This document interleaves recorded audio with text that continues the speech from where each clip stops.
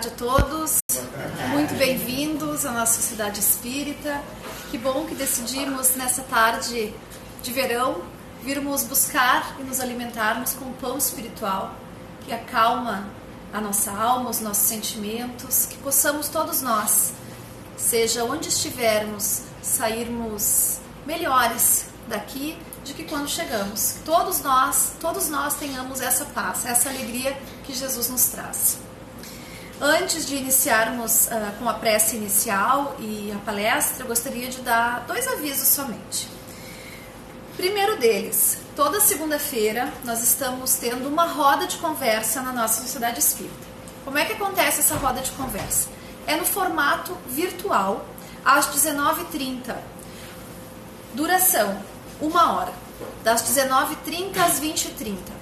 O que precisa para participar? Somente se inscrever através de um telefone que está nas nossas redes sociais ou então aqui na recepção, e nós entraremos num grupo de WhatsApp e disponibilizaremos um link 5 minutinhos antes de iniciar essa roda de conversa.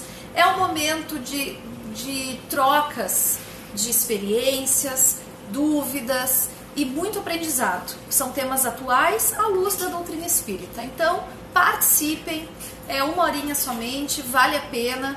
Segunda-feira, às 19h30, quem puder, desejar, estaremos aguardando todos. E o segundo aviso é o nosso Evangelho no Lar, que ocorre toda quinta-feira, às 21 horas, no formato online também.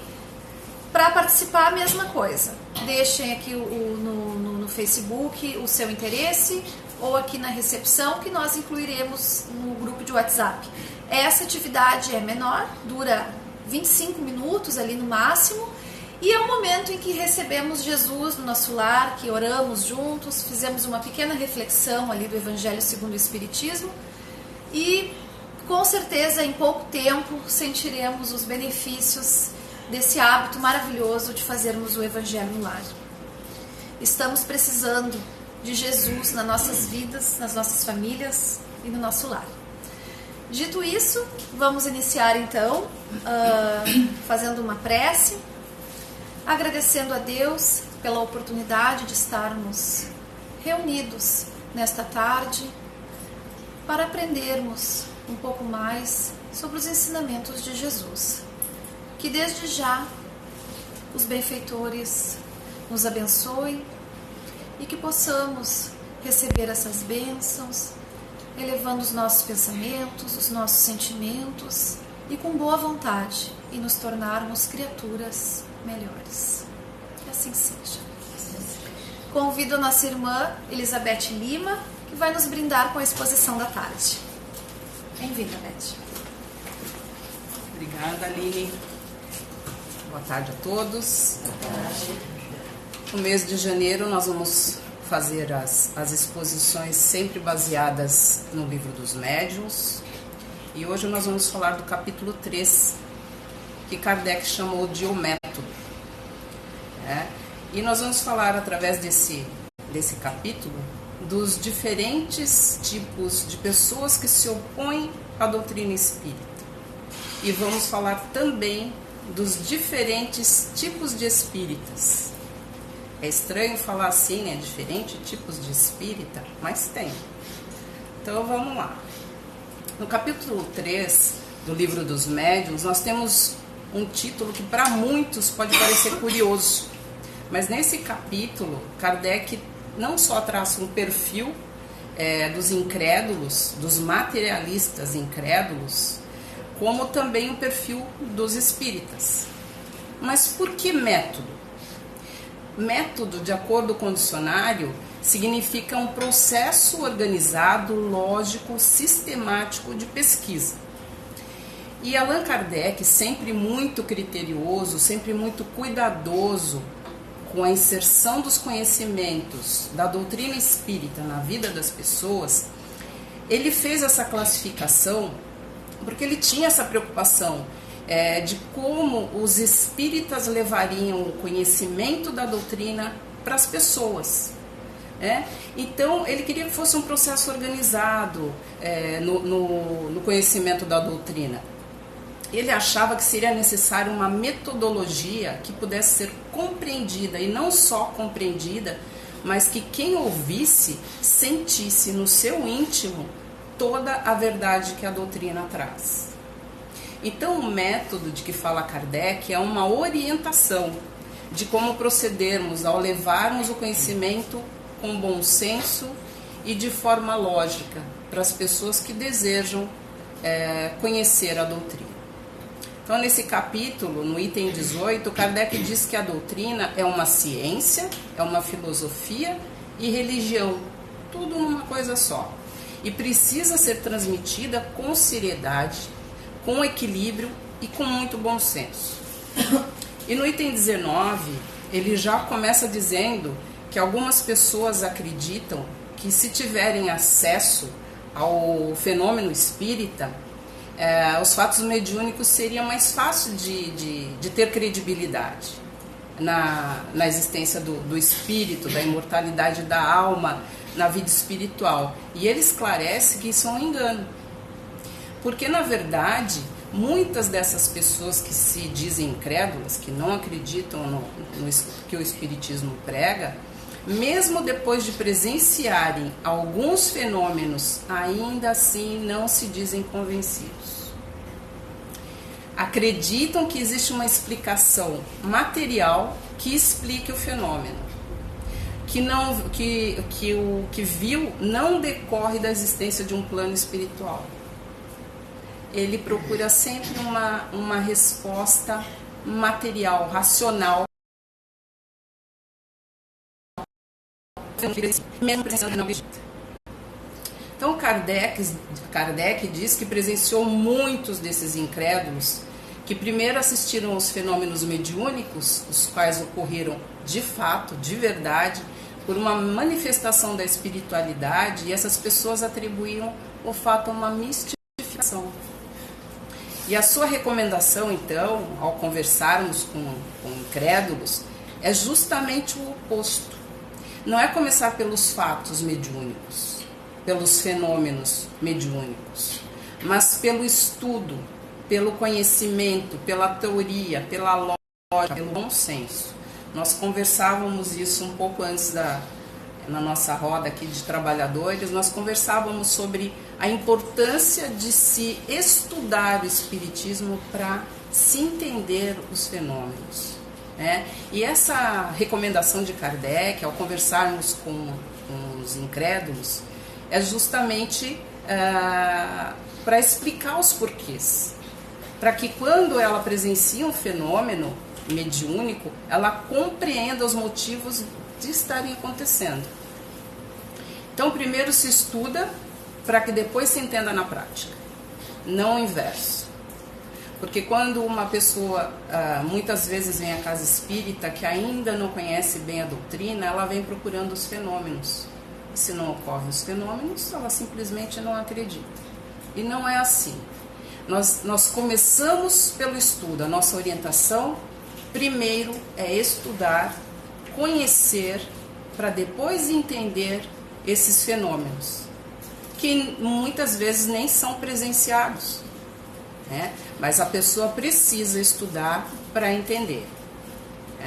E o ponto de partida, para que possamos explicar a doutrina espírita para esses incrédulos, principalmente os que só acreditam na vida material, não é começando falando sobre os espíritos desencarnados, que eles vivem no mundo espiritual e que podem se comunicar com os encarnados. Devemos começar pelo que ele acredita. O que ele acredita? Na vida material.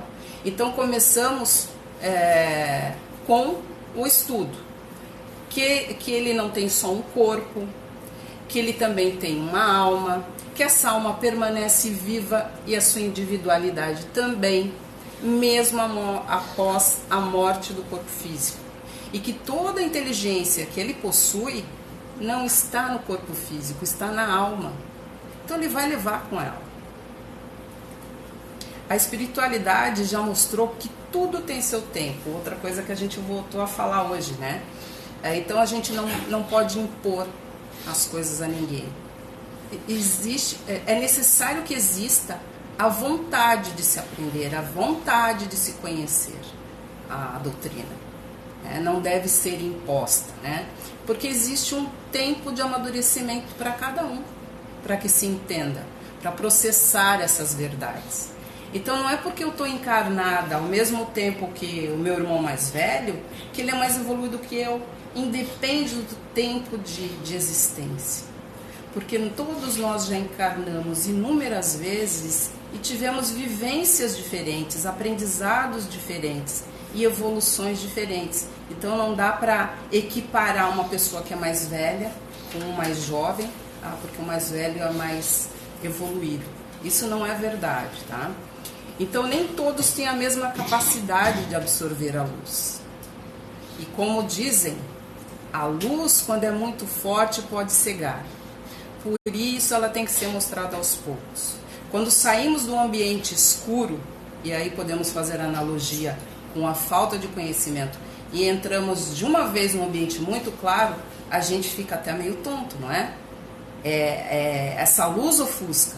Então ela tem que ser introduzida paulatinamente, gradativamente, para que a pessoa vá se habituando e vá entendendo, vá compreendendo a doutrina. Então podemos, com esse capítulo, o método, fazer uma analogia com a parábola do semeador. Se a semente não cai em terreno fértil, não vai se desenvolver.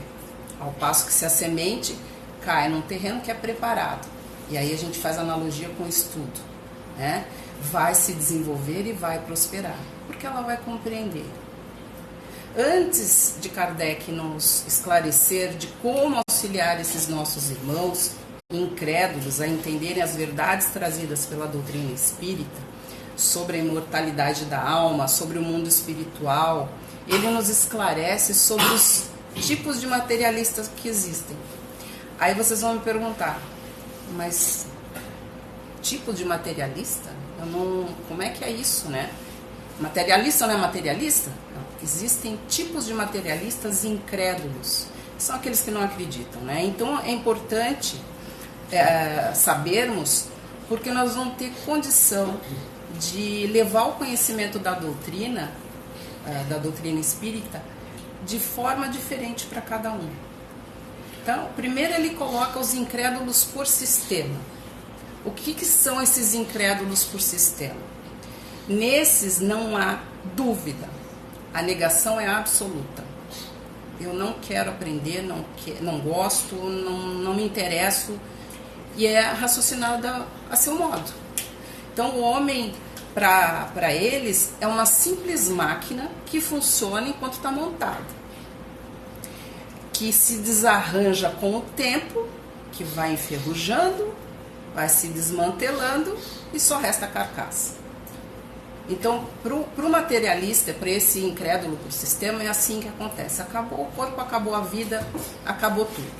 São essas pessoas que não se permitem ouvir ideias novas. E nesse caso é preciso que respeitemos, porque certamente haverá um momento adequado para que ele desperte para a verdade. A seguir, Kardec fala do incrédulo por orgulho. É aquele que nega todo o poder e todo o princípio inteligente fora da matéria. Esses são os obstinados na sua opinião por orgulho. A sua opinião não me interessa, a minha é a verdade. A minha opinião é a certa. A opinião de outros não me interessa. Então, eles não abrem mão da própria opinião, não abrem os ouvidos para outra opinião.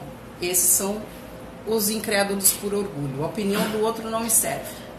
Mesmo que no seu íntimo ele até pense que o outro pode ter razão, mas externamente ele não admite. E quem de nós não conhece alguém assim? Eu tenho certeza que cada um conhece alguém assim. O orgulhoso, que não dá o braço a torcer, que não está aberto a novas ideias, não quer ouvir a opinião do outro. Já no item 21, ele nos fala dos incrédulos por indiferença. São aqueles que, por causa dos costumes ou da cultura, ou por não terem passado por nenhuma situação desesperadora que fizesse com que ele buscasse a doutrina espírita para esclarecimentos, ele não acredita na vida espiritual. Simplesmente não se interessa. embora não sejam refratários, como nos casos anteriores, que eu acabei de dizer, eles podem mudar de opinião, caso o esclarecimento sobre a doutrina chegue até eles. Então, com esse tipo de materialista, nós podemos conversar sobre a doutrina, porque ele vai escutar, ele vai dar atenção. Ele só é incrédulo por indiferença porque ele ainda não teve a oportunidade, não buscou o estudo da doutrina espírita. No item 22, Kardec diz que os incrédulos, fala dos incrédulos por má vontade. Aí ele diz assim: a esses muito aborreceria o terem que crer, porque isso lhes perturbaria a quietude nos gozos materiais. Temem deparar com a condenação de suas ambições, de seu egoísmo e das vaidades humanas com que se deliciam. Fecham os olhos para não ver e tapam os ouvidos para não ouvir. Lamentá-los é tudo o que se pode fazer. Então vejam, tomar ciência de que existe um mundo material, existe um mundo material, que o nosso espírito, existe alguma coisa além do mundo material, que o nosso espírito não morre, implica em ter que mudar meu comportamento. E tá tão bom assim? Não quero mudar não. Eu não estou preocupada em mudar meu íntimo. Nada me aconteceu para que eu precisasse mudar meu íntimo. Então, gozar a vida material é o meu maior objetivo. Muitos buscam prazer na vaidade, aquela coisa de estar com a aparência aceita pela sociedade, né? Eu estar bonita, sem rugas, de preferência, magra, né? Então são os que buscam prazer na vaidade, no sexo, no poder, no dinheiro e não estão interessados em mudar, até que haja um despertamento, né? A maioria prefere a porta larga, porque não exige nenhum esforço. São as facilidades, até que venha alguma coisa que me chacoalhe, que me desperte.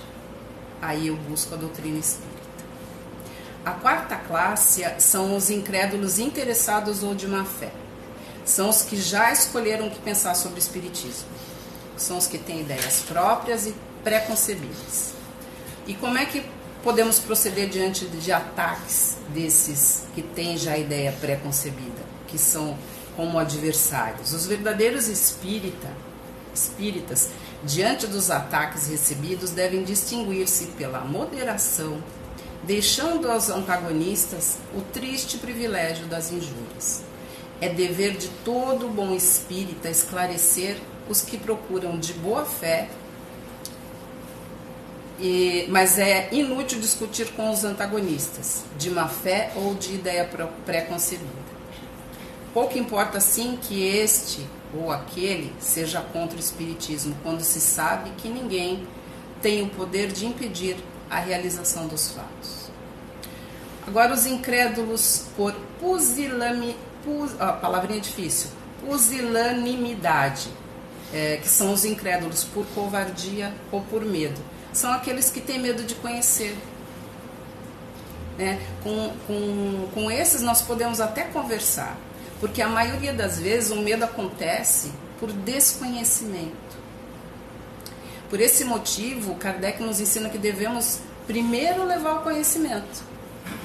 Depois do conhecimento adquirido, essas pessoas podem até ter contato com os fatos mediúnicos, mas antes o conhecimento. Nesse caso, o medo vai dando lugar ao conhecimento aos poucos, até que o medo desaparece. Seguindo, temos os incrédulos por escrúpulos religiosos. Nesse caso, esses incrédulos, por não saberem sobre a doutrina, eles acham que a doutrina é contra Jesus, ou que é contra a Bíblia, ou ainda pensam que o espírita acha que o Salvador é Kardec e não Jesus. E é muito importante dizer para esses incrédulos que a doutrina espírita respeita todas as outras crenças, que tem como fundamento o bem, o amor ao próximo e a caridade. Temos que deixar claro que para nós Jesus é o maior modelo de perfeição, é o nosso modelo, é o nosso guia. Existem, por último, os incrédulos por decepções. Esses, em algum momento da vida, passaram, mesmo conhecendo a teoria da doutrina espírita, passaram por situações inúmeras, diversas, de tristeza, de angústia, de obstáculos, e se sentiram meio que abandonados por Deus. Né? Então, esses acabam deixando a doutrina de lado, deixando os princípios que ele acreditava, por não se sentir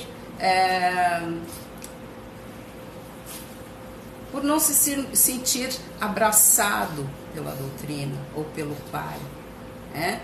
Então eles acabam deixando a doutrina de lado por se sentirem abandonados. Então, finalizando a classe dos incrédulos, Kardec nos orienta que é preciso respeitar o tempo de cada um.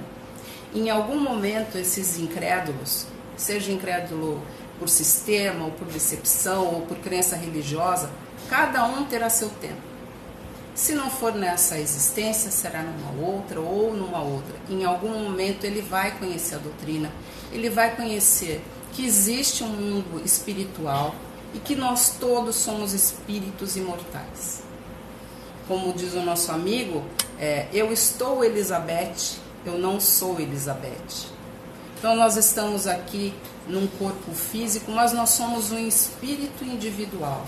E nós vamos voltar para o plano espiritual em algum momento e vamos receber a oportunidade de voltar para continuarmos evoluindo. E em nenhuma dessas existências nós vamos aprender sobre o espiritismo, sobre o que Kardec quis dizer. Agora vamos falar um pouquinho sobre aqueles que sim acreditam, são os chamados crentes, e esses devemos ressaltar que são a maioria. Os primeiros são aqueles que têm uma certa intuição das ideias espíritas, que acreditam que existe algo além da vida material, mas não conhecem. Ainda são relativamente indecisos, então não são verdadeiramente crentes. Eles são os crentes incertos. Esses precisam ser esclarecidos, bem orientados, para que essa incerteza se transforme em certeza, em convicção. Existem também os espíritas sem saber.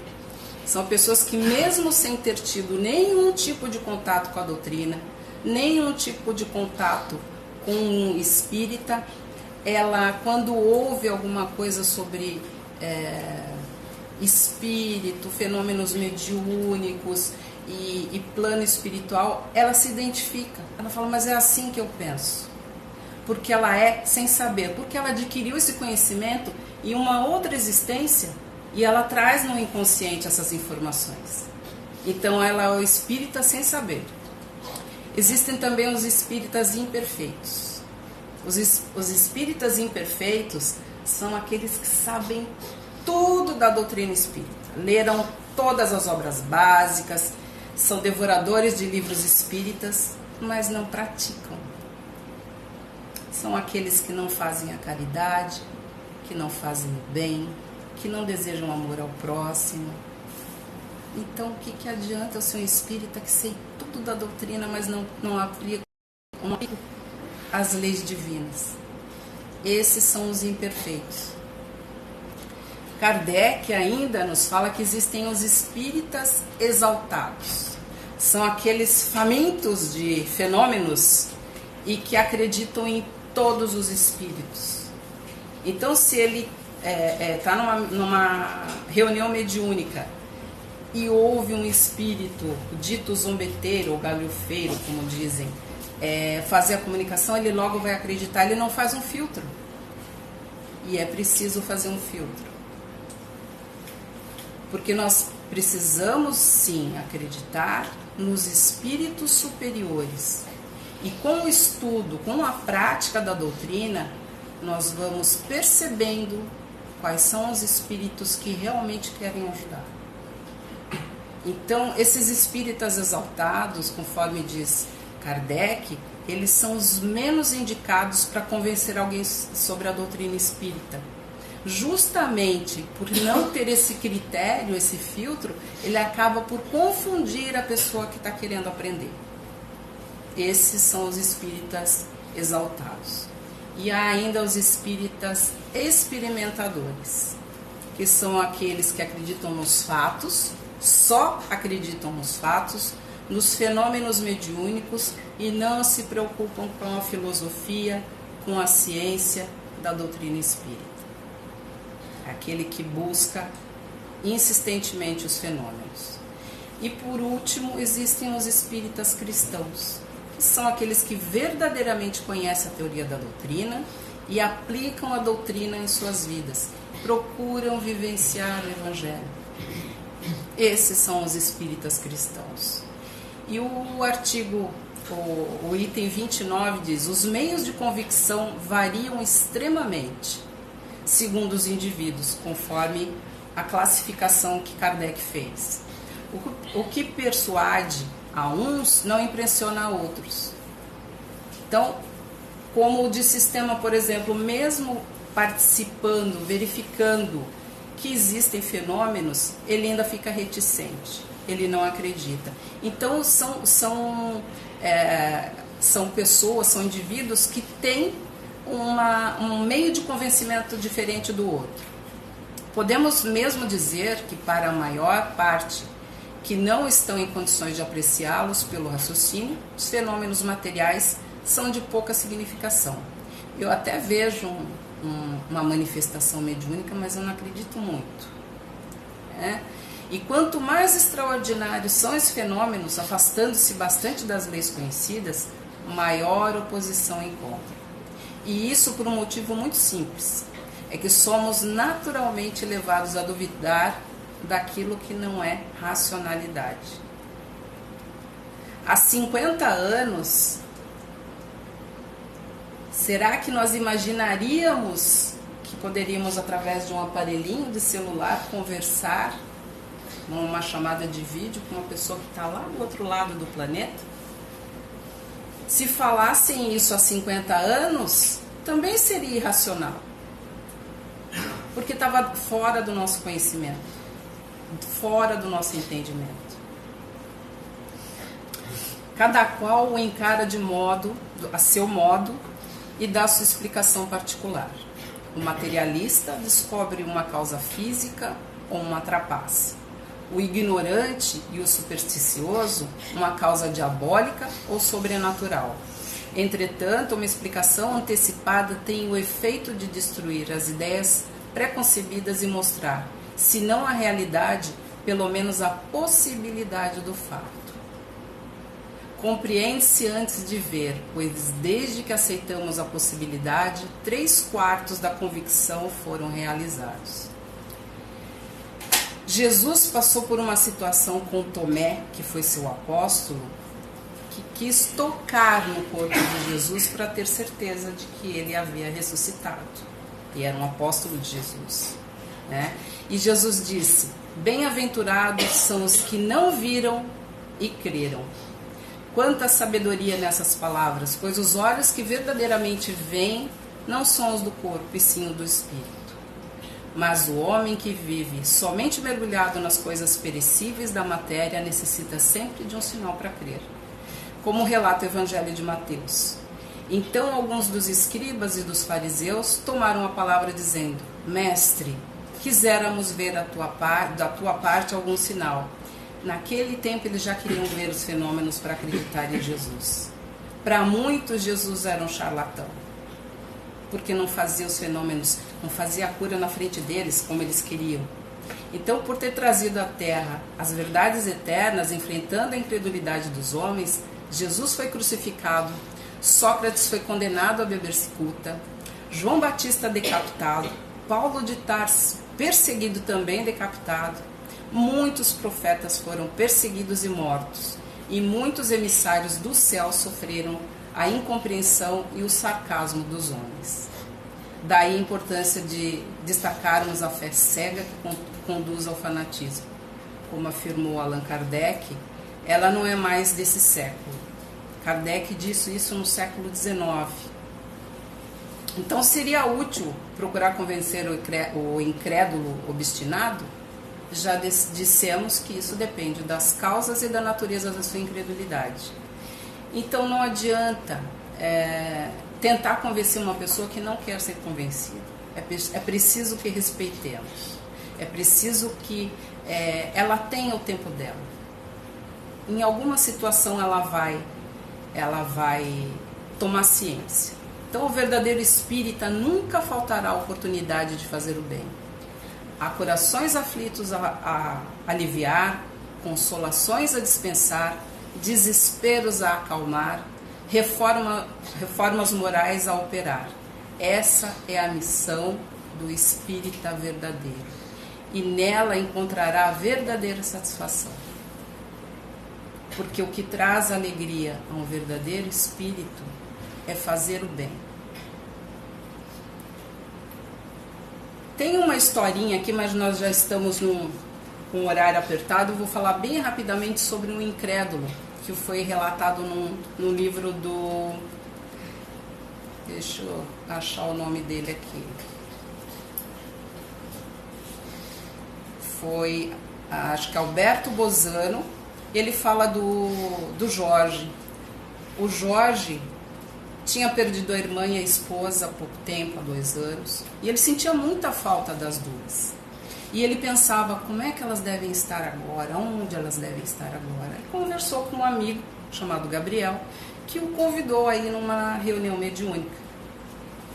E nessa reunião mediúnica ele foi, mas não acreditava muito, né? Não tinha...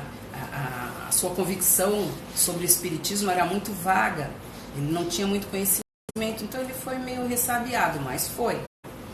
E nessa reunião, ele fechou os olhos e mentalizou a esposa e a mulher. E ele recebeu, ele estava com a mão no joelho, a mão apoiada no joelho, ele recebeu 2 toques na mão. E ele ficou assustado, ele abriu os olhos, não viu nada, né? E foi com esse pensamento para casa, que ele gostaria que esse efeito, se fosse verdadeiro, se repetisse em outra situação. Passado alguns dias, aconteceu a mesma situação na casa dele. E aí ele levantou, perguntou para o filho se ele tinha visto alguma coisa, algum movimento estranho. O filho não viu nada. Então ele teve certeza de que realmente a esposa e a irmã tinham feito contato com ele.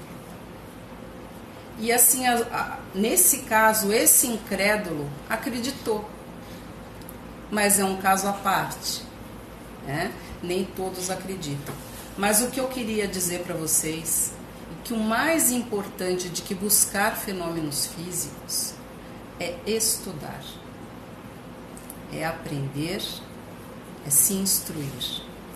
E essa casa dispõe de alguns cursos, desde aquele que quer aprender lá do comecinho, para aquele que já sabe bastante do espiritismo e quer só avançar nos estudos. E isso vocês podem ter acesso a essas informações na recepção. Muito obrigada pela paciência e pela presença.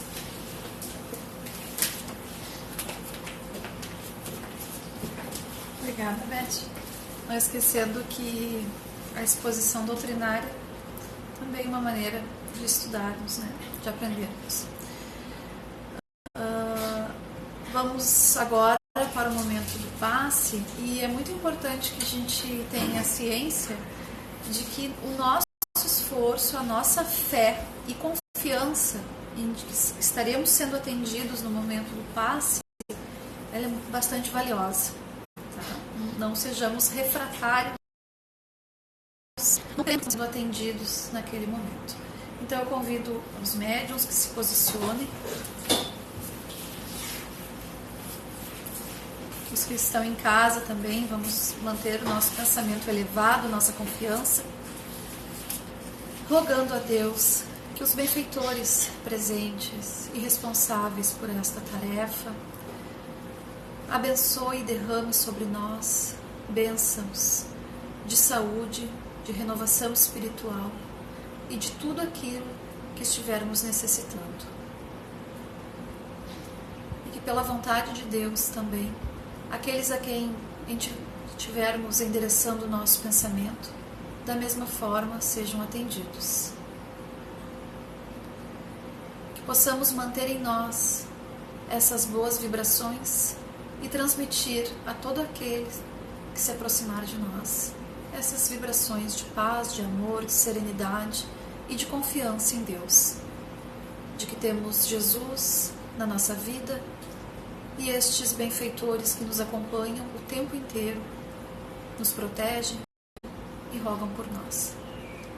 Assim, aliviados, agradecemos a Deus por este momento. Que assim seja.